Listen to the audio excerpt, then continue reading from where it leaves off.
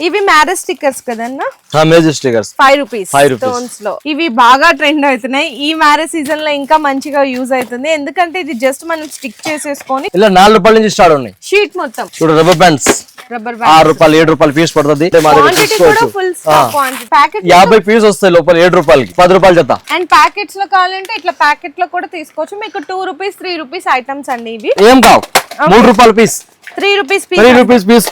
Number 1 quality. Okay చూసుకో 100% guarantee. ఏం కాదు, ఓన్లీ 2 రూపీస్ కూడా చూసుకోవచ్చు.